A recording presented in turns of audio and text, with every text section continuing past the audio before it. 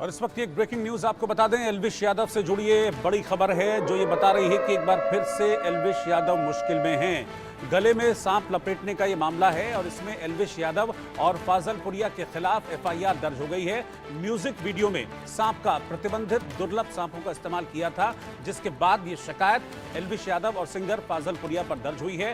PFA सदस्य की शिकायत पर यह मामला दर्ज हुआ है। दरअसल अपनी शिकायत को लेकर पीएफए कोर्ट पहुंची थी और अभी 2 दिन पहले ही गुरुग्राम की एक अदालत ने इस मामले में आदेश दिया था कि केस दर्ज होना चाहिए। अब केस दर्ज कर लिया गया है और इसमें एल्विश यादव का भी नाम है और सिंगर फाजल पुरिया का भी नाम है।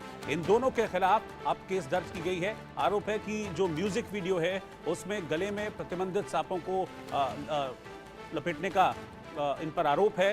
इन दुर्लभ सांपों का, प्रतिबंधित सांपों का इस तरीके से म्यूजिक वीडियो में इस्तेमाल नहीं किया जा सकता। जिसके बाद पीएफए के एक मेंबर ने शिकायत इस मामले में दर्ज की थी, कोर्ट को अप्रोच किया था और कोर्ट ने इस मामले में अब शिकायत दर्ज करने के आदेश दिए थे। अब शिकायत हो गई है। मोहित गुरुग्राम से इस वक्त लाइव साथ में जुड़ रहे हैं। मोहित, ये वही मामला है ना जिसमें गुरुग्राम की कोर्ट ने शिकायत दर्ज करने के आदेश दिए थे कि एफआईआर होनी चाहिए और अब एफआईआर दर्ज हुई है। कौन से थाने में दर्ज हुई है? जी बिल्कुल, ये जो पूरा मामला है ये बादशाहपुर थाने का मामला है और आपको बता दें कि अब से कुछ महीनों पहले एक गाने की शूटिंग हुई थी जो कि राहुल फाजिल पुरिया का एक गाना था 30 घोर, और उस गाने के अंदर कुछ प्रतिबंधित सांपों का इस्तेमाल किया गया था। हालांकि फाजिल पुरिया का कहना था कि एक प्रोडक्शन कंपनी है जो कि ऐसे सांपों को अरेंज करती है गानों की शूटिंग के लिए, मगर ऐसे में मैं आपको बता दूं कि जो हमारे देश के जो विभाग हैं, जो कि फिल्म के जो काम है, निर्माण जो होता है फिल्म इंडस्ट्री का, उसके ऊपर जो है नजर बनाए रखती है और ऐसे में कोई भी परमिशन कभी भी किसी भी जानवर को इस्तेमाल करने की अब नहीं दी जाती है। बीते 1 दशक से इस परमिशन को बंद किया गया है।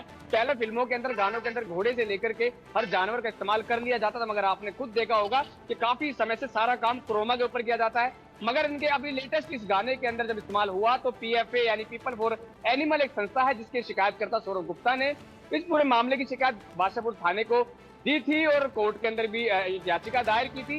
मगर कोर्ट के आदेशों पर अब बादशाहपुर थाने ने इस पूरे मामले के अंदर मुकदमा दर्ज कर लिया है, क्योंकि और आपको बता दूं कि मुकदमा पहले ही दर्ज हो जाता, मगर कोर्ट के द्वारा जब ये आदेश दिया गया है तो जो ऑर्डर्स थे कोर्ट के वो गुरुग्राम पुलिस को रिसीव नहीं हुए थे। मगर आज जैसे ही वो ऑर्डर रिसीव हुए हैं, उसके बाद ऑर्डर रिसीव होते ही बादशाहपुर थाने में आईपीसी 294 के तहत जो है वन संरक्षण एक्ट जिसे कहा जाता है उसके तहत जो है मुकदमा दर्ज कर लिया गया है। और अब ऐसे में इस पूरे मामले के अंदर और भी जो नाम है वो भी आ सकते हैं सामने, क्योंकि 28 और लोग ऐसे बताए जा रहे हैं जिनके ऊपर कार्रवाई जो है वो की जा सकती है। अच्छा, मुझे बताइए कि शिकायत तो हो गई है, कोर्ट में इस मामले को रखा गया था, कोर्ट ने फिर पिछले दिनों शिकायत करने का आदेश दिया था कोर्ट ने और अब इसमें एफआईआर दर्ज हो गई है।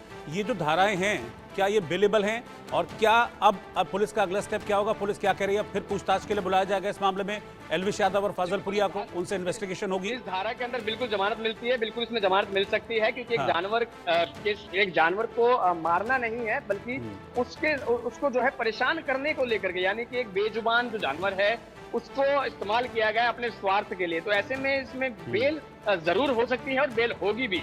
मगर गुरुग्राम पुलिस इस पूरे मामले के अंदर क्या सिर्फ इस पूरे मामले को सिर्फ सांपों से जोड़कर रखती है, या फिर जिस तरीके से शक के दायरे में एल्विश यादव काफी समय से चला आ रहा है, आपने नोएडा वाले मामले के अंदर भी देखा होगा कि सांपों की तस्करी की बात आई, कभी जहर की बात आई।